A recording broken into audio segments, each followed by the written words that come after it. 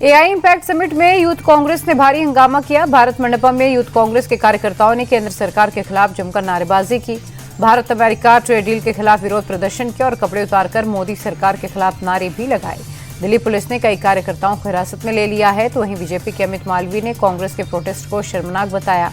उन्होंने कहा, इससे साफ है कांग्रेस को देश के विकास से कोई मतलब नहीं।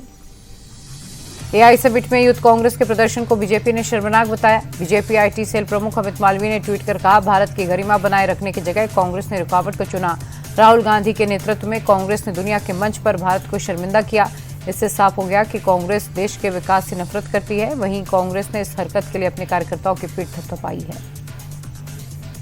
अब एआई से बनाए गए फोटो, वीडियो या ऑडियो पर लेबल लगाना जरूरी कर दिया गया है। इसके साथ ही सोशल मीडिया प्लेटफॉर्म्स को किसी भी आपत्तिजनक कंटेंट को शिकायत मिलने के महज 3 घंटे के भीतर हटाना होगा। ये नए नियम आज से ही लागू हो चुके हैं। अगर एआई का इस्तेमाल अश्लील, धोखाधड़ी, हथियारों से जुड़ी जानकारी या किसी की नकल उतारने के लिए किया जाता है, इसे गंभीर अपराध माना जाएगा। दिल्ली में बीजेपी सरकार का 1 साल पूरा हो चुका है। सीएम रेखा गुप्ता ने रिपोर्ट कार्ड जारी कर सरकार की उपलब्धियां गिनाई। मुख्यमंत्री ने कहा कि ये वादों के नहीं, नतीजों की सरकार है। हमने दिल्ली के वर्क कल्चर को बदला है, जिसकी वजह से आज दिल्ली तेजी से आगे बढ़ रही है। हम सबका साथ, सबका विकास के मंत्र पर काम करते हैं। दिल्ली में कोई भूखा ना सोए, इसीलिए सरकार ने अटल कैंटीन शुरू की। दिल्ली की रेखा गुप्ता सरकार के आज 1 साल पूरे होने पर सीएम रेखा गुप्ता ने उपलब्धियां गिनाई तो आम आदमी पार्टी ने अटैक किया। पूर्व डिप्टी सीएम मनीष सिसोदिया ने प्रेस कॉन्फ्रेंस की और कहा कि दिल्ली को पिछले 1 साल में धोखे के अलावा कुछ नहीं मिला। सिसोदिया ने कहा, बीजेपी सरकार ने हर किसी के साथ धोखा किया, महिलाओं और मिडिल क्लास को धोखा दिया। प्रदूषण कंट्रोल करने के नाम पर भी रेखा सरकार ने फर्जीवाड़ा किया। एमपी विधानसभा में भागीरथपुरा मौत कांड और लाडली बहन योजना को लेकर पक्ष विपक्ष में जमकर बहस हो गई। बहस उस वक्त बेकाबू हो गई जब संसदीय कार्य मंत्री कैलाश विजयवर्गीय ने नेता प्रतिपक्ष को औकात में रहने की बात कह दी। विवाद खड़ा होने के बाद खुद मुख्यमंत्री ने विपक्ष से माफी मांगी। विजयवर्गीय ने भी बयान पर दुख व्यक्त किया, साथ ही कहा कि कभी कभी गुस्सा आ जाता है। यूपी के सीएम योगी आदित्यनाथ जन सुनवाई में जिला स्तर पर हो रही ढिलाई से नाराज हैं और ऐसे में जनता दर्शन कार्यक्रम को लेकर बड़ा फैसला किया गया। अब मुख्यमंत्री कार्यालय सीधे डीएम और एसएसपी की जन सुनवाई की निगरानी करेगा। अधिकारी हर दिन सुबह 10 से 12 बजे तक अपने कार्यालय से वीडियो कॉन्फ्रेंसिंग के माध्यम से जन सुनवाई की समीक्षा करेंगे। लापरवाही मिलने पर जवाबदेही तय होगी, जिससे लोगों को असुविधा न हो।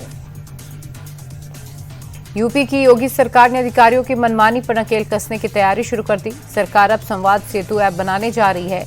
इस ऐप के जरिए जनप्रतिनिधियों और अफसरों के बीच संवाद स्थापित किया जाएगा। अब से अधिकारियों को विधायकों और जनप्रतिनिधियों का फोन उठाना जरूरी होगा और किसी कारणवश फोन नहीं उठा पाते हैं तो 10 मिनट के भीतर कॉल बैक करना होगा। अगर ऐसा नहीं किया जाता तो फिर इसका अलर्ट कमांड सेंटर भेजा जाएगा।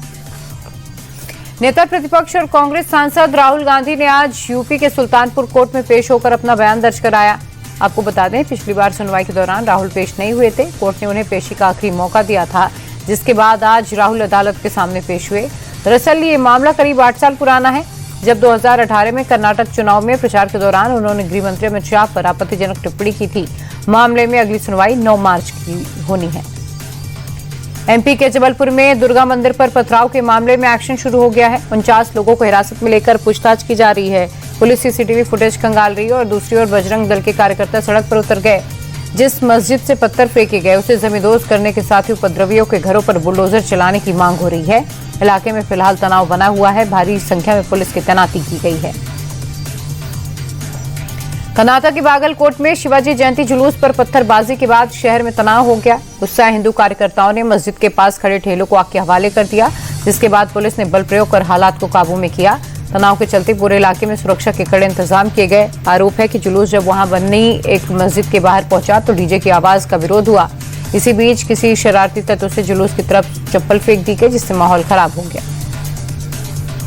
कर्नाटक के बाद हैदराबाद में भी शिवाजी जयंती पर जुलूस के दौरान भारी बवाल मचा। शहर के अंबरपेट इलाके में जामा मस्जिद के पास जमकर हंगामा हुआ।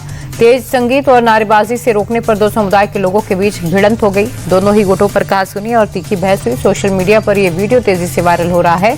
मौके पर पहुंची पुलिस ने दोनों पक्षों को समझाया और मामले को शांत कराया। फिलहाल स्थिति काबू में है। बंगाल में नमाज को लेकर सियासत शुरू हो गई है। नेता प्रतिपक्ष शुवेंदु अधिकारी ने सड़क पर नमाज पढ़ने का वीडियो शेयर किया। तस्वीरें नॉर्थ कोलकाता के बीटी रोड की हैं। तस्वीरों में दिख रहा है कि नमाज के लिए ट्रैफिक को ब्लॉक कर दिया गया। शुभेंदु अधिकारी का आरोप है कि सड़क ब्लॉक करने से लंबा जाम लग गया। शुभेंदु ने ममता बनर्जी पर तुष्टीकरण की राजनीति का आरोप लगाते हुए कहा कि ममता अपने 33% वोट बैंक को खुश करने के लिए सब करा रही हैं। उत्तराखंड के जोशीमठ में सरकारी भवन में बिना अनुमति के नमाज अदा करने पर बवाल मच गया। बिना इजाजत के भवन में नमाज पढ़ने का वीडियो सोशल मीडिया पर तेजी से वायरल हो रहा है। स्थानीय लोगों ने इसका पुरजोर विरोध किया और प्रशासन से कड़ी कार्रवाई की मांग की। दरअसल किसी भी सरकारी या सार्वजनिक परिसर में धार्मिक आयोजन के लिए इजाजत लेनी होती है और अगर बिना इजाजत के आयोजन हुआ है तो ये धार्मिक नहीं बल्कि एक कानूनी विषय बन जाता है। इसीलिए स्थानीय लोगों ने सरकारी भवन में नमाज पढ़ने का विरोध किया। गोरखपुर में आंख के अस्पताल में बड़ी लापरवाही की घटना सामने आई, जहां आंखों की रोशनी ठीक कराने गए 9 लोगों को अपनी आंखें निकलवानी पड़ी। अस्पताल में ठीक से इलाज नहीं मिलने की वजह से इनकी आंखों में इन्फेक्शन फैल गया, जिसकी वजह से ये हमेशा के लिए ब्लाइंड हो गए। प्रशासन ने मामले में संज्ञान लेते हुए मजिस्ट्रियल जांच के आदेश दे दिए हैं। रिपोर्ट के बाद हॉस्पिटल का लाइसेंस भी रद्द हो गया। फिलहाल प्रशासन ने अस्पताल को सीज कर दिया है। बुरके में हरिद्वार से कावड़ लाने के बाद यूपी के संभल की रहने वाली तमन्ना मलिक को लगातार धमकियां मिल रही हैं। तमन्ना का आरोप है कि मौलाना और मुस्लिम समुदाय की तरफ से उन्हें लगातार डराया जा रहा है। इस मामले में अब पुलिस ने एक्शन लिया है और तमन्ना मलिक और उनके पति की शिकायत पर FIR दर्ज कर ली। हैदराबाद में नीलागिरी टावर बिल्डिंग स्थित कोचिंग में आग लगने से हड़कंप मच गया। घने धुएं के चलते छात्रों के बीच अफरा तफरी मच गई। कई स्टूडेंट्स कोचिंग के अंदर फंस गए। दमकल की गाड़ियों ने मौके पर पहुंचकर कड़ी मशक्कत से काबू पाया और कोचिंग में फंसे छात्रों को बालकनी से बचाया। गनीमत रही कि हादसे में कोई घायल नहीं हुआ। शुरुआती जांच के मुताबिक शॉर्ट सर्किट के चलते आग लगने की आशंका है। केरल के अलापुझा से चौंकाने वाली घटना सामने आई है, जहां एक अस्पताल की बड़ी लापरवाही का खुलासा हुआ। दरअसल एक महिला 5 साल से पेट दर्द की शिकायत कर रही थी। कई जगहों पर चेकअप कराया और आखिर में MRI कराया तो पता चला कि 5 साल पहले हुई सर्जरी के दौरान डॉक्टर्स ने पेट में ही कैंची छोड़ दी थी, जिसके चलते महिला को बार बार पेट में दर्द हो रहा था। राज्य के स्वास्थ्य मंत्री ने इसे गंभीर लापरवाही बताते हुए जांच के आदेश दिए। अमेरिकी प्रेसिडेंट डोनाल्ड ट्रंप ने वॉशिंगटन में बोर्ड ऑफ पीस के मंच से ईरान को 10 दिन का अल्टीमेटम दिया है। ट्रंप ने साफ शब्दों में कहा कि अमेरिका ईरान को किसी भी हालत में परमाणु हथियार नहीं बनाने देगा। ट्रंप ने ईरान को कड़ा संदेश देते हुए कहा कि ईरान को अमेरिका के साथ एक सार्थक और ठोस समझौता करना होगा, वरना नतीजे खराब होंगे। 10 दिन में स्थिति साफ हो जाएगी।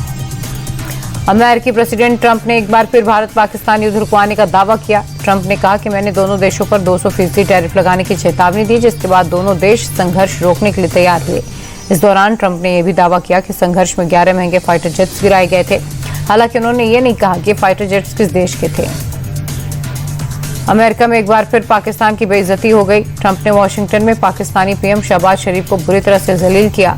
पाक PM Shehbaz Gaza board of peace की मीटिंग में पहुंचे थे, जहां ट्रंप ने शहबाज को एक बैठक में खड़ा करके PM मोदी की जमकर तारीफ की और इतना ही नहीं, फोटो सेशन के दौरान भी शहबाज को एक किनारे पर खड़ा कर दिया गया।